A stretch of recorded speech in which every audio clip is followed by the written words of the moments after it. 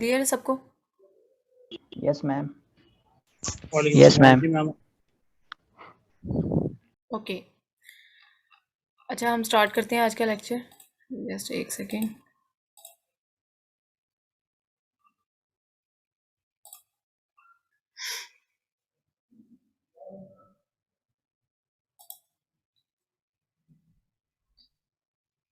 अच्छा, इस तरह से है कि हमने कल पढ़ा था आफ्टर फाइनलाइजिंग सप्लायर, यानी कि सप्लायर फाइनलाइज हो जाए ना, जब हमने सप्लायर जो है वो फाइनलाइज कर लेना होता है अलीबाबा से, ठीक है, और बार्गेनिंग करके उनसे, और एक एग्जैक्ट प्राइस जो है ना वो डीटीपी की प्राइस हम ले लेते हैं उनसे। तो उसके बाद जो है वो कौन कौन सी आपने काम करने हैं वो मैंने आपको बता दिया था। ब्रांड आपका फाइनलाइज होना चाहिए, ट्रेडमार्क, यानी कि आप उसको चेक कर लें कि पीछे से ये तो नहीं कि ब्रांड पे आप ब्रांड कॉपी कर रहे हैं किसी का, ये आपका अपना ऑन ऑन ब्रांड होना चाहिए, बिकॉज हम as a brand building Amazon पे जाते हैं। सो दैट्स वाई हमने एक यूनिक नेम जो है ना वो सिलेक्ट करना होता है ब्रांड का। और इवन दो ये आप भी कर सकते हैं, ये क्लाइंट की अपनी मर्जी भी होगी, वो अपने मुताबिक भी कर सकता है। Move to freight forwarder and then final shipping rate, ठीक है। अब नेक्स्ट हमने इनको टर्म्स जो है ना, शिपिंग इनको टर्म्स उनको देखना है कि जो शिपमेंट करवानी है ना वो 3 मेथड्स के थ्रू हम करवा सकते हैं, और वो देख लेते हैं कौन कौन से हैं। EXW, जिसको एक्स वर्क कहते हैं, ठीक है। अब एक्स वर्क क्या है बेसिकली, कि only manufacturing cost inventory will remain at supplier और मैन्युफैक्चरर्स वेयर हाउस, ठीक है। अब यहाँ पे क्या होगा कि शिपिंग इन को टर्म्स का पहला जो सॉरी फॉर डैट, पहला जो है ना वो इस तरह से है कि EXW एक्स वर्क्स हम करते हैं। इट्स मीन हमने यहाँ पे क्या करना होता है कि सिर्फ हमें मैन्युफैक्चरिंग कॉस्ट आएगी, यानी कि जिस भी सप्लायर या जिस भी मैन्युफैक्चरर से हमने अपनी प्रोडक्ट मैन्युफैक्चर करवाई है ना, वो प्रोडक्ट सिर्फ मैन्युफैक्चर करेगा, बाकी सारी रिस्पॉन्सिबिलिटी हमारी है कि हमने वहां से पकड़ के प्रोडक्ट, अपनी इन्वेंट्री पकड़ के अमेजोन के वेयर हाउस तक पहुंचानी है।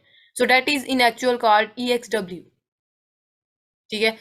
अब free on board, free on board में इस तरह से यानी शिपमेंट होती है कि supplier will forward inventory to nearest port, यानी कि आपके करीब तरीन, यानी सप्लायर के करीब तरीन कोई बंदरगाह ऐसी होगी ना, पोर्ट ऐसा होगा, वहां पे सप्लायर जो है इन्वेंट्री पहुंचा देगा।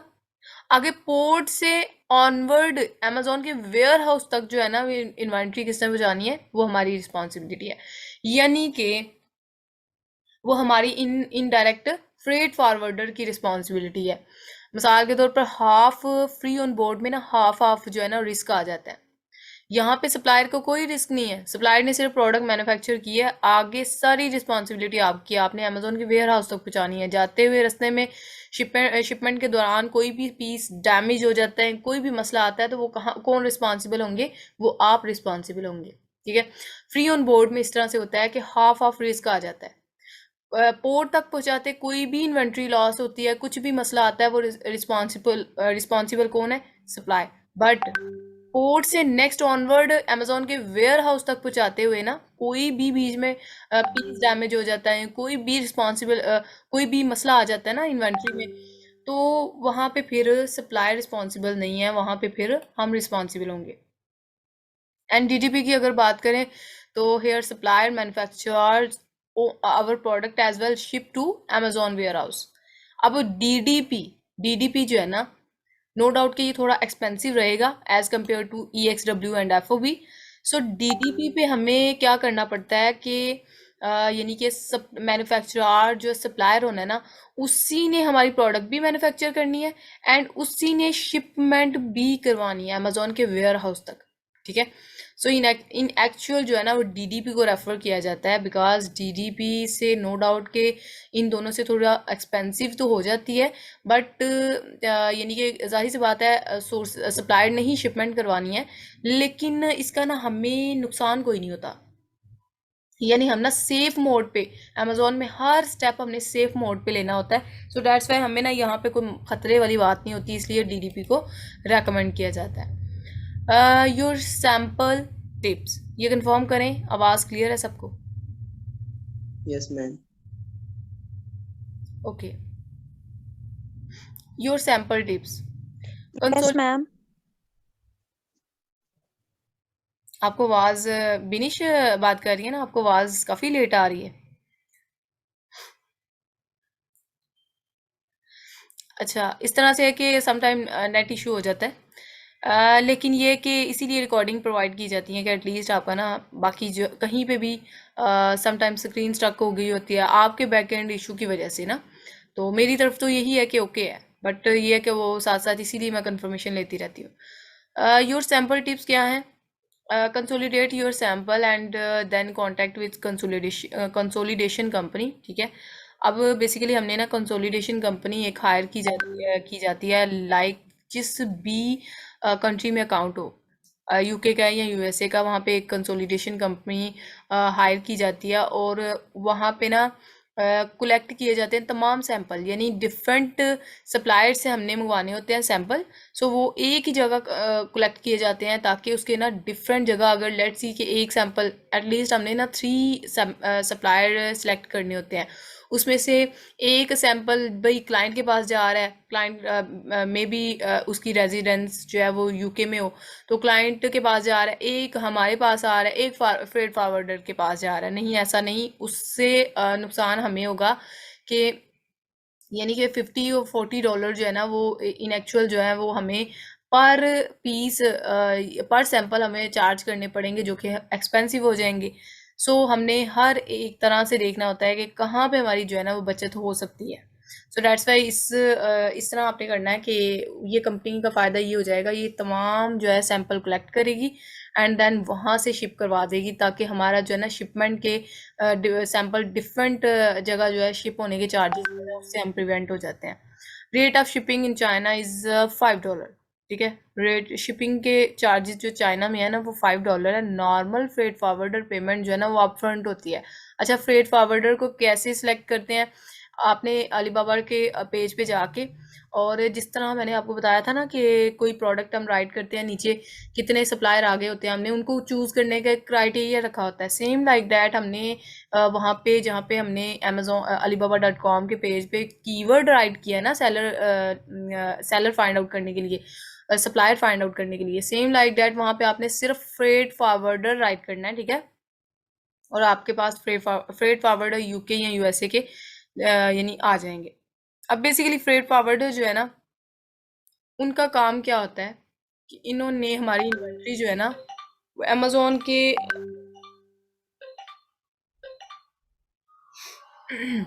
अच्छा, फ्रेट फॉरवर्डर ने क्या करना है कि हमारी इन्वेंट्री जो है वो शिप करवानी होती है चाइना से अमेजोन के वेयर हाउस तक।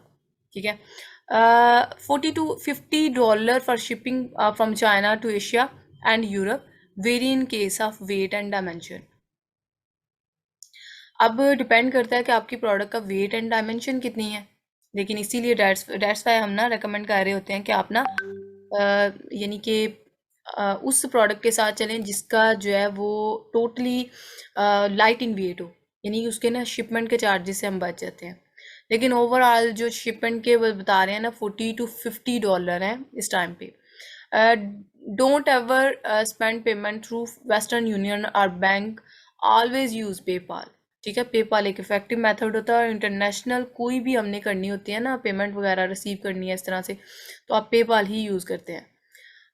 गेट इनवाइसेस ऑफ सैम्पल, और पेपाल जो है ना वो इसके कुछ चार्जेस होते हैं, तो ये जो सेलर अकाउंट बनाते हैं ना उनको पेपाल हाईली रिकमेंड है कि वो पेपाल ज़रूर बनाएं। गेट इनवाइसेस ऑफ सैम्पल, एक सेकेंड स्टूडेंट्स।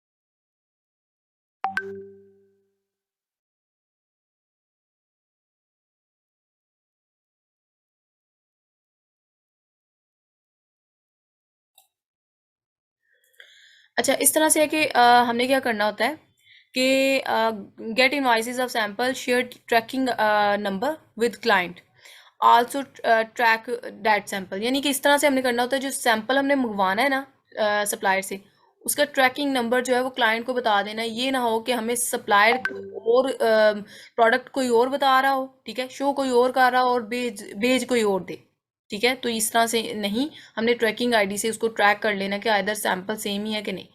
और जो मोस्टली जो है ना सप्लायर ये क्लाइंट ही मंगवाते हैं अपने पास ना, ये जो आपने सैंपल मंगवाना होता है।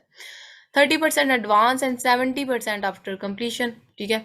30% आपका एडवांस होता है एंड 70% जो है ना वो कंप्लीट हो जाए ना आपका सप्लायर से। मैंने कल भी आपको गाइड किया था कि आप फ्रंट पेमेंट नहीं करनी, आपने 30% एडवांस करनी है और 70 ताकि आप सिक्योर वे से रहें। नो डाउट कि वो ट्रेड इंश्योरेंस पॉलिसी आपको प्रोवाइड कर रहे हैं, बट फिर भी आपने अपने आप को सिक्योर वे से रखना होता है। सो यही मैथडोलॉजी है कि आप 30% उनको कहेंगे हम एडवांस में देंगे, 70% आफ्टर कंप्लीशन हम आपको प्रोवाइड करेंगे। Consolidate sample within China from consolidatory company, and this service reduce your courier cost by consolidating samples from different supplier in one central location and have a single address where all your suppliers can send your sample. अच्छा, ये consolidation company जो है ना, इसका फ़ायदा मैंने आपको previous भी बताया कि इन एक्चुअल ना ये सैंपल जो हम मंगवाते हैं, 3 सैंपल हमने एटलीस्ट मिनिमम 3 सैंपल मंगवाने होते हैं, उनमें से एक सैंपल को सिलेक्ट किया जाता है। सो that's Y consolidation company hire की जाती है, ताकि कंसोलिडेशन कंपनी जो है ना वो हमें जहाँ से भी हमने सैंपल मंगवाने हैं ना, एक ही जगह हमारे सैंपल कलेक्ट हों, ठीक है। तो कंसोलिडेशन कंपनी चाइना में यानी कि एक कंसोलिडेशन कंपनी से हम कंसल्ट करते हैं कि हमारे सैंपल आपके पास आएंगे, ठीक है, और वो एक ही जगह कलेक्ट होंगे ताकि हम एक्स्ट्रा चार्जेस से जो है वो बच सकें। सो डैट्स वाई इसको सिलेक्ट किया जाता है। पेमेंट डेट्स ऑलरेडी डिस्कस के पेपाल के थ्रू होनी चाहिए। Get track ID and invoices of that sample, और ट्रैक आईडी आपने ज़रूर सैंपल की ले लेनी है, ठीक है। ये आपकी प्रिवेंशन के लिए होता है कि ये ना हो, जाहिर सी बात है सारी इन्वेंट्री आपके सैंपल पे बेस होनी है। आपने इवन दो आप तो ये सप्लायर जो है वो 500 MOQ पे भी जो है एग्री, 200 MOQ पे भी एग्री नहीं होते। मिनिमम अगर कोई करेगा तो 500 तक आते हैं। तो इट्स मीन इतनी बड़ी इन्वेस्टमेंट आपने लगानी होती है तो सैंपल पे बेस होती है। सो दैट्स वाई ना सैंपल बड़े प्रिकॉशन से आपने मंगवाना होता है। इंस्ट्रक्शन क्या है कि जी 3 जैम्स इनके पास होने चाहिए, ऑलरेडी हम डिस्कस कर चुके हैं। सप्लायर को चूज़ करने का क्राइटेरिया 80% उनका रिस्पांस रेट होना चाहिए, ऑन साइट चेक होना चाहिए, वेरीफाइड एंड ट्रेडमार्क जो है वो होनी चाहिए, 50% ट्रांजेक्शन जो है वो उनकी होनी चाहिए, ठीक है। ये हमें कंफर्मेशन मिल जाती है कि अथेंटिक सप्लायर है। Verified payment, trade assurance policy provide करे। यहाँ पे कोई मुझे बताएगा ट्रेड एश्योरेंस? मैंने कल के क्लास में बताया था, क्या था ये ट्रेड एश्योरेंस? मैम मैं बताऊं? मैम ट्रेड एश्योरेंस उसे कहते हैं कि जो अलीबाबा है वो अपने पास जो है ना सारे रिजर्व्स रखता है कि जब तक हम जो है ना उनको ग्रीन सिग्नल नहीं देते कि जो भी हमारी प्रोडक्ट्स हमें डिलीवर हुई हैं वो सही हैं, तो फिर वो सप्लायर को जो है ना पेमेंट जो है ना वो आगे देता है। एग्जैक्टली इसी तरह ही है ट्रेड एश्योरेंस, डेफिनेटली यही है। और इन एक्चुअल हमें ना यही मेन फीचर है अलीबाबा की, जिसकी वजह से हमने ट्रेड एश्योरेंस की वजह से इसको सिलेक्ट करना होता है। बाकी सिलेक्शन ऑफ फ्रेट फॉरवर्ड जो है वो अब ये देख लिएगा कि सिलेक्शन ऑफ फ्रेट फॉरवर्डर हम किस तरह से करते हैं। सर्च फॉर्म अलीबाबा, ठीक है, अलीबाबा की वेबसाइट पे आपने फ्रेट फॉरवर्डर राइट करना है और नीचे बहुत ज़्यादा आएंगे। Remember, do not pick a supplier without a trade assurance. Trade assurance के बगैर वाला कोई भी सप्लायर आपने चूज़ नहीं करना। मैंने राइट साइड पे 2 चेक थे, उनको मैंने आपको चेक करके बताया था कि वहाँ पे चेक लगाना है आपने, और हर हाल में नेसेसरी है कि आपने लगाना है, क्योंकि अगर वहाँ पे नहीं लगाएंगे तो इट्स मीन जो सप्लायर आप आ रहा है ना वो आपको आइडिया नहीं होगा कि क्या वो ट्रेड एश्योरेंस है कि नहीं, ठीक है, वेरीफाइड है कि नहीं। वेरीफाई का तो टैग नज़र आ जाता है ट्रेड एश्योरेंस के लिए ना। आपने वेरीफाई और ट्रेड एश्योरेंस दोनों पे चेक लगाना है ताकि आपके पास वही आए सप्लायर जो कि ट्रेड एश्योरेंस पॉलिसी प्रोवाइड कर रहे हो। All points to be considered. अगर लेट्स सी ट्रेड एश्योरेंस आप नहीं ना करते तो जो सप्लायर आपने सेलेक्ट कर लिया वो ट्रेड एश्योरेंस वो यानी उसकी अलीबाबा ने वेरीफाई किया ही नहीं, उसको हुआ तो वो ट्रेड एश्योरेंस है ही नहीं है, तो इट्स मीन कि वहाँ पे लॉस के चांसेस बड़े ज़्यादा होंगे। कल को कोई भी मसला हो जाता है तो अलीबाबा ने कहना भाई ये ट्रेड एश्योरेंस है ही नहीं हमारे साथ, तो हम इसके लिए रिस्पॉन्सिबल नहीं है। उसके बाद है कि all point consider to select freight forwarder which we use for selecting a supplier, point 2 and in price and supplier finalization. Same like that जिस तरह हम बात करते हैं ना कि उनका जो है वो फ्रेट फारवर्डर को कैसे हायर करना, तो सेम यही चीज़ें हमने ना फ्रेट फारवर्डर में देखनी होती हैं. उसके बाद है to start negotiation from freight forwarder, take following information from supplier. Negotiation करने के लिए ना फ्रेट फारवर्डर से नेगोशिएशन जब आपने स्टार्ट करनी है तो तमाम इंफॉर्मेशन सप्लायर से आपने ले लेनी है. ठीक है, यानी कि your inventory is in how much cotton. ठीक है, कितने कॉटन लगेंगे आपकी इन्वेंट्री जो आप हमें भेजेंगे, कितने बॉक्सेस में आएगी, डायमेंशन उनकी क्या होगी, वेट क्या होगा, प्रोडक्ट के इमेजेस क्या होंगे. ठीक है, find at least 3 freight forwarder to select the best. Same like that हमने बात की थी ना सप्लायर में कि 3 सिलेक्ट करने हैं जिसमें से एक फाइनल सेलेक्ट करना है. ठीक है, सेम लाइक डैट हमने फ्रेट फारवर्डर पे 3 को इसे सिलेक्ट करके एंड देन हमने मूव ऑन करना है, जस्ट एक को हायर करना है. अच्छा, FAQs कौन कौन से हैं ये देख लेते हैं. Which packaging is required, expensive, premium packaging or normal. ठीक है, मेजोरिटी ऑफ टाइम जो प्रीमियम पैकेजेस है ना वो सेंसिटिव प्रोडक्ट्स के लिए यूज़ की जाती है, लाइक जो कि बेबीज़ के लिए. ठीक है, बेबीज़ प्रोडक्ट के लिए और इवन दो फीमेल्स के लिए इस टाइप की जो है ना वो प्रीमियम पैकेजिंग यूज़ की जाती है एंड नॉर्मल वन होती हैं. सो हमने उनसे पहले ही ये चीज़ कंफर्म कर लेनी होती है, बिकॉज ये ना हो कि आगे जाके वो सप्लायर जो है वो प्रॉब्लम कोई करे. और अगर हमने ये चीज़ सेलेक्ट ना की हो ना तो वो हमसे नेगोशिएशन करके जिस प्राइस पे आए होते हैं ना, बाद में अगर हम पैकेजिंग की बात करेंगे कि किस पैकेजिंग कौन सी आप प्रोवाइड कर रहे हैं तो वो पैकेजिंग के अलहदा से चार्जेस डाल रहेंगे. सो ये चीज़ मेक श्योर हमने करनी होती है कि हम उनसे जो है ना मतलब पैकेजिंग के हिसाब से हम उनसे कंफर्मेशन ले लें, तो यही बेस्ट होता है. follow your competitors. If competitor is using bubble wrapping then use same. ठीक है, जिस तरह की कंपैटिटर यूज़ कर रहे होते हैं ना आपने यानी कि उसी तरह की सप्लायर को गाइड करना होता है. कंपैटिटर एनालिसिस में अगली क्लास में आपको बताऊंगी कि हम किस तरह से कंपैटिटर एनालिसिस करते हैं.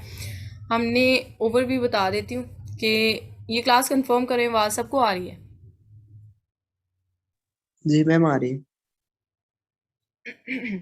ओके, कंपैटिटर एनालिसिस हमने आज रेडी रहिएगा, आज आपकी वो जो है प्रैक्टिस भी इंशाल्लाह लेंगे. अच्छा, इस तरह से है कि हमने जो कंपैटिटर जो है ना उसको किस तरह से हमने सेलेक्ट करना होता है. टॉप 3 या 3 to 5 जो है ना कंपैटिटर सेलेक्ट करने होते हैं. ठीक है, और उनकी एक फ़ाइल तैयार की जाती है. उस फाइल में हमने उनके negative and positive reviews right किए होते हैं और वो हम फिर अपने सप्लायर के साथ डिस्कस करते हैं. भाई सप्लायर, मेरे कंपैटिटर में ये रिव्यूज़ हैं और मेरी प्रोडक्ट में ये रिव्यूज़ नहीं आने चाहिए. सो इन एक्चुअल जो है ना वो वहाँ पे फिर हम सप्लायर से यानी कि बात करके तो इसको यानी कि एक्सप्लोर कर रहे होते हैं कि हमारे हमने कम्पीट करना है, इन एक्चुअल हमारे कंपेटिटर से हमारा कंपटीशन है. ठीक है, सो वहाँ पे फिर हमने ना अपने कंपेटिटर को लीड करने के लिए सप्लायर को गाइड किया जाता है. भाई सप्लायर इस तरह की प्रोडक्ट बनानी है ताकि हमें, मेरे कंपेटिटर को इतनी सेल आ रही है तो मुझे भी इतनी सेल आए. Check your target customers because companies need simple packages. If target customer are female including baby products then use premium packaging. Already मैंने डिस्कस किया कि बेबी प्रोडक्ट्स या इस तरह की चीज़ों के लिए ना प्रीमियम पैकेजेस यूज़ की जाती हैं which can be bank charges. और what can be bank charges आपने उनसे कंफर्म कर लेने हैं. Usually 2.5 and 3% charges for freight forwarder. Freight forwarder charges जो है ना वो इतने होते हैं. What can be the trade insurance. ठीक है, आपने ना उनसे ट्रेड इंश्योरेंस का भी जो है ना वो पूछ लेना है, कंफर्म कर लेना है. Alibaba charges 2.95 at TA charges. Alibaba जो है ना वो ट्रेड इंश्योरेंस चार्जेस जो है अलीबाबा पे 2.95 है. ये चार्जेस आपको एक्सप्लेन कर रही हूँ कि इन एक्चुअल हमें फ्रेट फारवर्डर के लिए कितने पे करने पड़ते हैं और अलीबाबा हमसे कितने लेता है. Then can you change the design. ठीक है, डिज़ाइन जो है ना वो आप डिज़ाइन अभी देखें, design patent and utility patent मैं आपको ऑलरेडी बता चुकी हूँ. डिज़ाइन लेट्स सी कि अगर पेटेंट निकल आता है तो उसका हल है, उसका सोल्यूशन है. आप सप्लायर को कह के ना डिज़ाइन में चेंजिंग करवा सकते हैं। आप सप्लायर से भी पूछ सकते हैं, उससे भी आप आइडिया ले सकते हैं कि हम किस डिज़ाइन में जाएं, वो भी आपको अच्छा खासा आइडिया दे सकते हैं। बेस्ट और कुछ ना क्लाइंट ही ऐसे होते हैं जो कहते हैं भाई हमें इसी डिज़ाइन में मैन्युफैक्चर करवा के दें सप्लायर से, सो हम वही सैम्पल सप्लायर को प्रोवाइड करते हैं भाई इस तरह का जो है ना हमें डिज़ाइन में बनवा दें। Best approach is that stick with competitor and don't change it, यानी कि लेट्स सी कि आपने किसी 3 सप्लायर को चूज़ किया जाता है ना, और एक को हायर किया जाता है लास्ट वन और फाइनल, बाद में क्या है कि उसको चेंज नहीं करना। इसीलिए हमने स्टार्टिंग पे इतनी एफर्ट करनी होती है कि बाद में हम एक ही सप्लायर के साथ लाइफ में, मतलब जितनी भी देर हमने इस अमेज़ॉन फील्ड जर्नी के साथ चलना है ना, तो हम एक ही सप्लायर के साथ चलें, ठीक है, हमें बार बार चेंज ना करने पड़े। If your client insist to change the design then look for testing website which have quality buyers. If they approve your new design then change the design and otherwise not. अच्छा, मैं आपको एक main thing बताती हूँ कि sometime मैंने आपको बताया ना कि क्लाइंट भी कह रहे होते हैं कि हमने ना डिज़ाइन चेंज करना है। सो अगर तो आप इसको ना डिफरेंट सर्च करें इसको गूगल के थ्रू, pigfoo.com है, इस पे जाके आप डिज़ाइंस वगैरह चेक कर सकते हैं या फिर आप अपने एक्सपर्ट से राय ले सकते हैं। अच्छा, डिज़ाइन का आप कंफर्मेशन करके अगर तो आपको लगता है ना कि ठीक है, मतलब डिज़ाइन चेंज करके हमें अच्छा खासा मार्जिन मिल सकता है, ये वेबसाइट है जहाँ पे आपको इस प्रोडक्ट की आप देख सकते हैं कि क्या डिमांड चल रही है।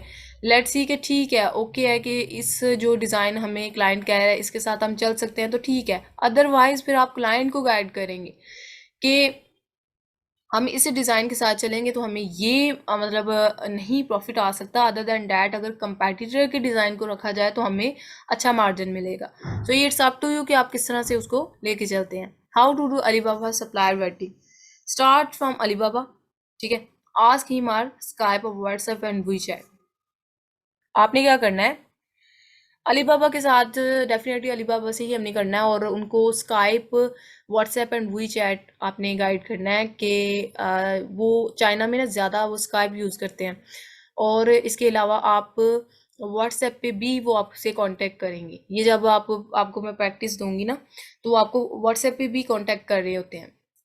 सो इन एक्चुअल क्या है कि यानी कि आपने जैसे आपको फिजिबल लगे आपने उसी तरह, और ज़्यादा हाईली रिकमेंड है कि इन दोनों रेशियो से ज़्यादा वो वी चैट पे आएंगे।